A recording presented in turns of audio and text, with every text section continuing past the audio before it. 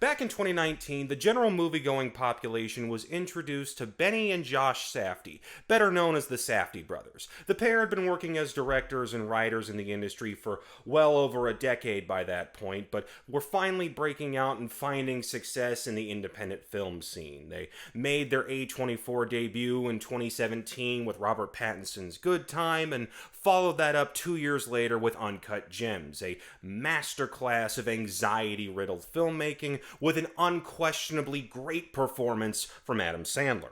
It was unquestionably one of the best films of that year. It shattered A24 records by hauling in $50 million at the box office and received numerous awards and nominations, only to then be completely shut out by the 2020 Academy Awards, with the biggest outrage being no recognition for Sandler's performance. And like most things since early 2020, it feels like we've been living in a bad alternate timeline ever since. The two had already announced they were working on a remake of 48 Hours, but that never saw the light of day. There were also rumors of them working with Sandler on another project. That never happened either. Benny went on to write The Curse with Nathan Fielder and started popping up in more acting roles, most notably Oppenheimer, while things stayed relatively quiet for Josh. Then in 2024, we got the big announcement. The brothers were splitting up as a directing duo.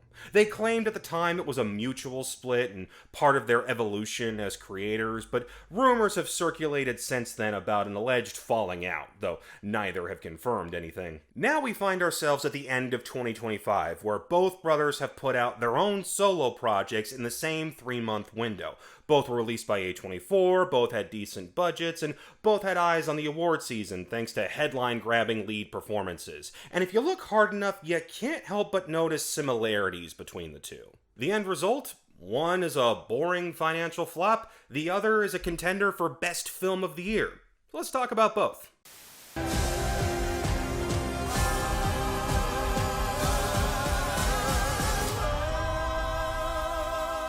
Big strong man, I love you. As a casual fan of the sport, I can understand why someone would want to make a film about the early days of mixed martial arts. It was the Wild West compared to what we have today, and relatively wasn't that long ago. You had these massive personalities coming from all different kinds of martial arts backgrounds. Trying to figure out the rules was a long process of trial and error, and while countries like Japan immediately gravitated towards it, here in the States it was being outlawed left and right by athletic commissions, and actively hunted by politicians like John McCain for being too violent. And there are plenty of people from that era whose stories could have made for one hell of a movie. The problem is, Mark Kerr isn't really one of them. With the benefit of hindsight, Kerr's career was a case of right place, wrong time. His Olympic-style wrestling background paired with insane striking power thanks to his physique made him the prototype for successful heavyweight fighters. But like many fighters at the turn of the century, he had to go where the money was, and that meant competing internationally for companies like Pride.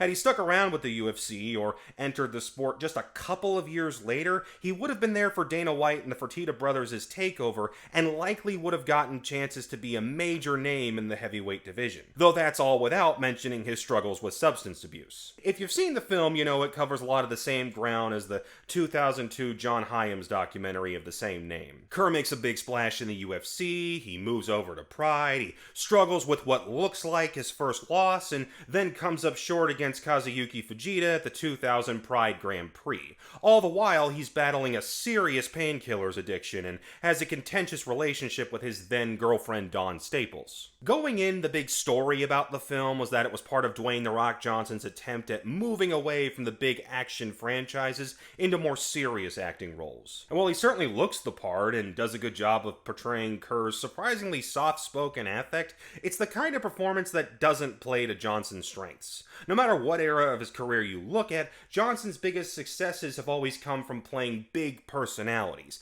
Even when the film is at its most emotional, he feels shackled by the part. Meanwhile, Emily Blunt is given basically nothing to do as Dawn, playing every disgruntled girlfriend from every bad boxing movie.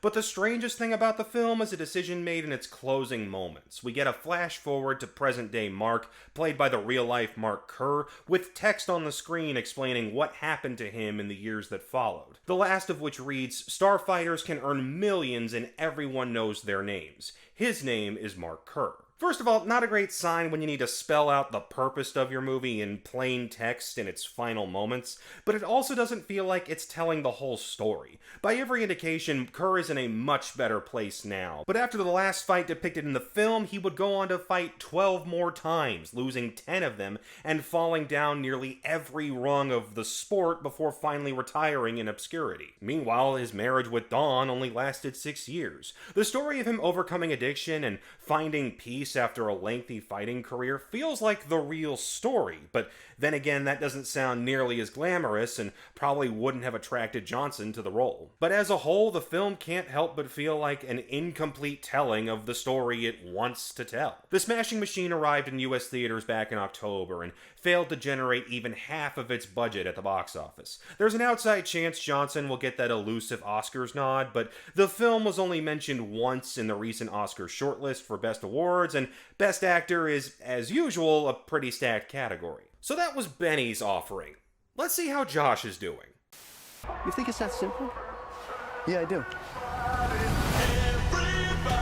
This movie is freaking great. Very loosely based on the life of New York table tennis player and known hustler Marty Reisman, Marty Supreme is an adrenaline shot of a film. It's a story of striving for greatness and the obsession that comes with it, what it's like to fight back against a traditionalist upbringing, and the thrill of pulling off a successful hustle, all wrapped in the unabated brashness of being in your early 20s ready to take the world for all it's worth, even if you're the only one believing your own hype.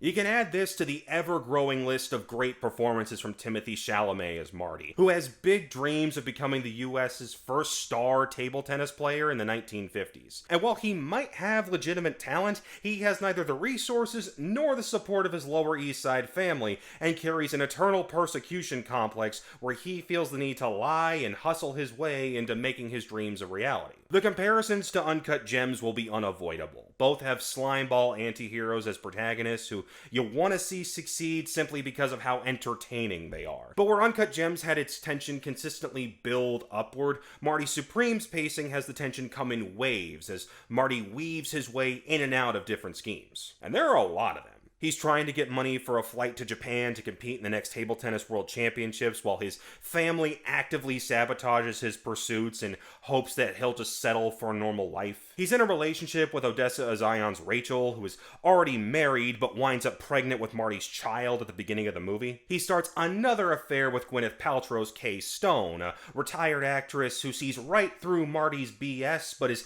too bored with her own life to care. Kevin O'Leary, the Shark Tank guy, plays Paltrow's rich husband who might be willing to finance Marty's aspirations if both sides weren't a-holes. He's trying to get a childhood friend's family to invest in his own line of signature ping pong balls. He hustles unsuspecting victims in games at bowling alleys with the help of Tyler the Creator, and he winds up pissing off someone with obvious mob ties by nearly killing and then losing their beloved dog. The film constantly keeps you on your toes about which subplot is going to overlap and collide with each other, and as each grows more unhinged, you can't help but wonder who is finally going to pop out from behind a corner and put a bullet in Marty's head while he's working on his next scheme. And yet, while Uncut Gems centered around its main character's greed and gambling addiction, Marty's goal is ultimately inoffensive. He just wants to be great at a sport that happens to be unpopular here in the States. If he were in Japan like his rival, or pursuing something people around him could easily grasp like being a doctor,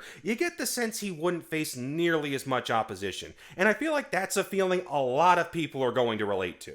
On top of everything else going on, there's also a legitimately excellent sports movie in here, one that manages to make every point draw you to the edge of your seat across multiple matches. I know the only other real contender is Balls of Fury, but it feels safe to say this is the best ping pong movie ever made, even if its aspirations are much higher. If there's a single negative I can find in the film, it's that the subplot with Paltrow feels like an attempt at another Saltburn-esque viral moment, where critics will go, "You won't believe what they got this famous actress to do on screen."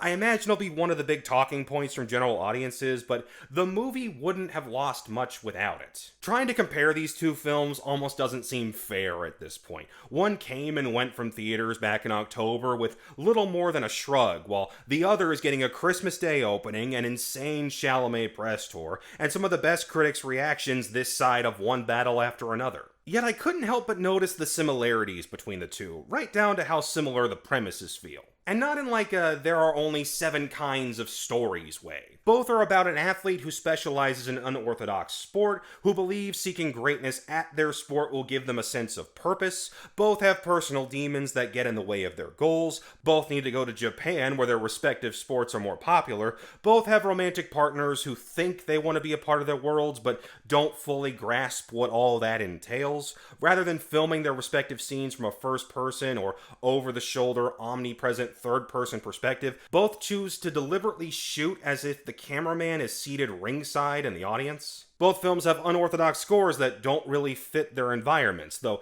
Daniel Lopatin's wall of electric sounds fits so much better with Marty Supreme than Nala Sinefro's low-energy jazz. Yet for all their similarities, the fact that Marty Supreme is a better film is never in doubt. It has a kinetic energy that keeps your attention throughout, while the other struggles to get its way out of first gear. One plays with the laws of screenwriting and 3-act structures to produce a gripping 2.5-hour tale, the other trudges its way to just over 2 hours and still feels too long. If this is a battle between brothers to see who can make a better film on their own, every argument points towards this being a win for Josh. Whether or not the split will continue or if the two will reunite and start making movies together again remains to be seen, but as long as one of them is still making movies like Marty Supreme, I'll still be tuned in. What'd you guys think? Have you had the chance to see either of these? Which one did you think was better? Let me know down in the comments. Thanks for watching.